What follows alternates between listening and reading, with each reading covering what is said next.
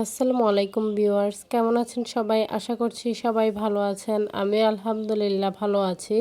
তো নতুন আরেকটি ব্লগ নিয়ে চলে আসলাম আপনাদের মাঝে। তো সকালে বাবা বাজার গিয়ে কিছু সবজি বাজার করে নিয়ে এসেছে।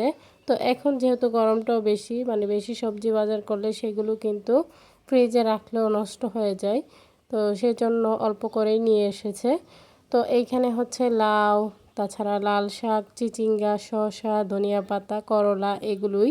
তো আমি সেগুলো পলিথিন থেকে বের করে রাখছিলাম। যেহেতু গরমটাও বেশি, তো এর মধ্যে যদি আমরা পলিথিনে সেগুলো রাখি বেশিক্ষণ সময় ধরে, সেগুলো কিন্তু ঘেমে যাবে, নষ্ট হয়ে যাওয়ার সম্ভাবনাটাই বেশি। তো সেজন্য যেগুলো রান্না করা হবে সেগুলো রেখে বাকিগুলো ফ্রিজে রেখে দিব। তো এই জন্য আমি এখানে ঝুড়িতে আর কি সবজিগুলো বের করে রাখছিলাম।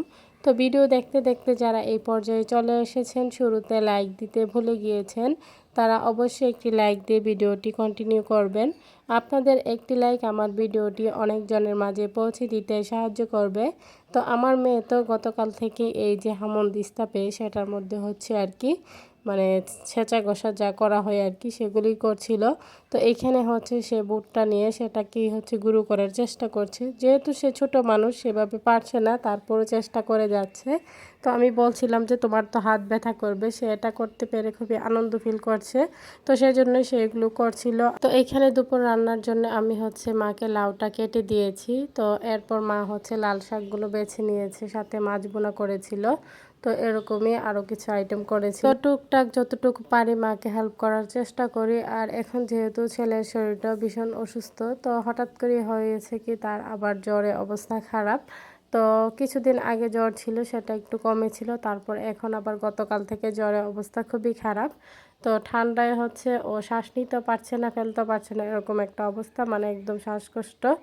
তো ওকে নেবুলাইজও করাচ্ছি, তারপরও কোনো পরিবর্তন বুঝতেছি না।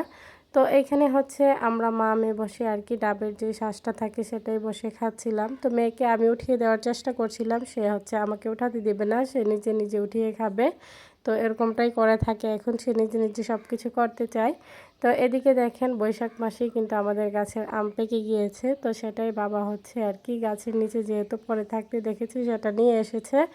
তো এই যে আগে কিন্তু একটা মাস নির্ধারণ ছিল এই মাসে আম পাকবে, আর এখন যে পরিমাণের গরম পড়েছে, তো সেরকম কোনো মাস লাগে না, গরমের মধ্যে অনেক আগে আমগুলো পেকে গিয়েছে। তো এরকমই একটা দুইটা করে আর কি পড়তে পড়তে আর কি আমগুলো কিন্তু শেষ হয়ে যায়।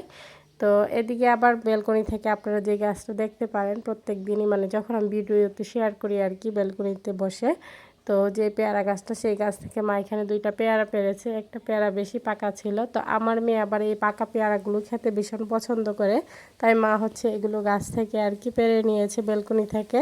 তো যাই হোক, গাছের ফল বলে কথা, দেখতে যেমন ভালো লাগছে খেতেও মজার।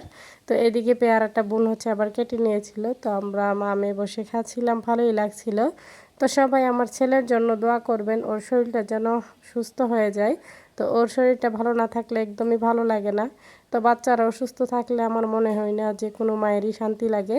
তো সেটা সবারই। যাই হোক, সবাই দোয়া করবেন, এই রিকোয়েস্টই করব। তো এইখানে আবার কোল্ড ড্রিঙ্ক খেতে ইচ্ছে করছিল, তাই ফ্রিজ থেকে একটা কোল্ড ড্রিঙ্ক বের করে নিয়েছি। সেটাই যেহেতু ওদের টিচারও আসছে, ওনাকেও দিলাম, আমি নিজেও খাইতেছিলাম। তো এই গরমে দুপুরের খাওয়া দাওয়া তেমন ভালোভাবে করতে পারিনি, যেহেতু গরমটা বেশি, আর লোডশেডিংয়ের কথা কি বলবো। তো এটা হয়তো বা প্রত্যেক জায়গায় 1 ঘন্টা যদি কারেন্ট থাকে 2 ঘন্টায় থাকে না, এরকম একটা অবস্থা। তো এর মাঝে যতটুকু পারি আমার ভিউয়ার্সদের ভিডিও দেখার আমি চেষ্টা করি। তো এদিকে বিকেলবেলা মেয়েকে তার নানুমণি রেডি করে দিয়েছিল। তো তার মিনিটে মিনিটে মুড আর কি চেঞ্জ হয়ে যায়। তো এখানে সে কিছুক্ষণ মন খারাপ করছিল, আবার হ্যাপিও ছিল, এরকম একটা অবস্থা। যেহেতু সে এখন তার নানা ভাইয়ের সাথে বের হবে, তো ওর হেয়ার ব্যান্ড নিয়ে কেউ কিছু মন্তব্য করবেন না, ও নিজে থেকেই চুজ করে নিয়েছে এই হেয়ার ব্যান্ডগুলো। তো ওকে আমি প্রথম একই ধরনের দিয়েছিলাম, তো সে সেটা পরবে না, তার যখন যা ইচ্ছে করবে তাই করে থাকবে। তো এখানে এখন সে তার নানা ভাইয়ের সাথে বের হবে, সে তো খুব হ্যাপি। তো এখানে খুশির কারণে সে এখানে নাচতেছিল। তো এখন দাঁড়িয়ে তার নানা ভাইয়ের জন্য ওয়েট করছিল। তো আমি বলছিলাম যে তুমি 2 রকমের কেন পরেছো, মানুষ তোমাকে কি বলবে।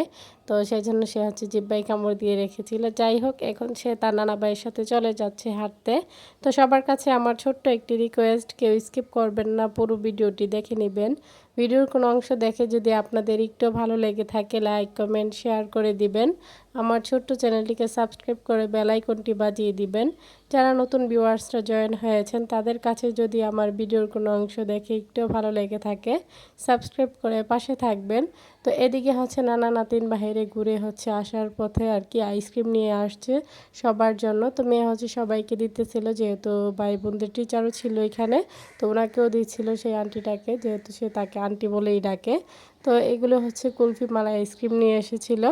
তো সেটাই আমরা সবাই বসে খাচ্ছিলাম। আর এই গরমে কিন্তু আইসক্রিম খেতে পারলে ভালোই লাগে। তো যেই পরিমাণের গরম পড়েছে আইসক্রিম খেয়েও হয়তো বা ভিতর শান্তি হয় না, এরকম একটা গরম। তো রাতের বেলা বোন হচ্ছে প্রেসার কুকারে ভুট্টাগুলো সিদ্ধ করে নিয়েছে। মেয়ে বলছিল যে সে নাকি সিদ্ধ ভুট্টা খাবে, তো সিদ্ধ করার পর আর খাচ্ছে না। তো সেটা নিয়ে হচ্ছে আর কি মানে দুষ্টুমি করছিল, যাই হোক। তো এরপর এইদিকে হচ্ছে বোন ভাবছে যে তাহলে একটা হেলদি মানে সালাদ বানাই। তো সেই জন্য হচ্ছে সে এটার সাথে শসা টমেটো পেঁয়াজ সেগুলো কেটে নিয়েছে, যেহেতু ঘরে যা ছিল তা দিয়েই। তো ঘরে হচ্ছে ম্যাগি মশলাটা ছিল না, সেটা থাকলে দিলে আরও বেশি ভালো লাগতো। তো ম্যাগি মশলাটা দিলে তো একটু অন্যরকম টেস্ট আসে, যাই হোক। তো এখানে হচ্ছে শসা টমেটো আর পেঁয়াজ সেগুলোই দিয়েছে, সাথে ধনিয়া পাতা। তো সেগুলি আপনারা দেখতে পারতেছেন ভুট্টাটার সাথে। যেহেতু ভুট্টাটা এমনিতে খাওয়া যাবে না, আর এটা যেহেতু পেকে গিয়েছে তাই এভাবে সিদ্ধ করে খেতে ভালো লাগে না, তাই সালাতের মতো করে আর কি বানিয়ে নিয়েছে। তো এটাই আমরা সবাই মিলে হচ্ছে মজা করে খাচ্ছিলাম। তো এখানে অনেক আলোচনাও করছিলাম, অনেক কথা হচ্ছিল আমাদের মাঝে। তো মেয়ে হচ্ছে খাবে না, সে দুষ্টুমি করছিল আর কি। তো আজকের ভিডিও এই পর্যন্তই। সবাই ভালো থাকবেন, সুস্থ থাকবেন, আমার পরিবারের জন্য দোয়া করবেন। আশ্বিন স্যারকে দেখে সবাই মাশাল্লাহ বলে দিবেন। সামনে নতুন কোনো ভিডিও নিয়ে আবারও চলে আসবো আপনাদের মাঝে। সেই পর্যন্ত সবাই সাথেই থাকবেন, ফুল সাপোর্ট দিয়ে যাবেন। তো আজকে হচ্ছে হেলদি সালাদ খেতে খেতে আপনাদের মাঝ থেকে বিদায় নিচ্ছি। আগামী ভিডিওর অপেক্ষায় থাকেন সবাই। আল্লাহ হাফেজ।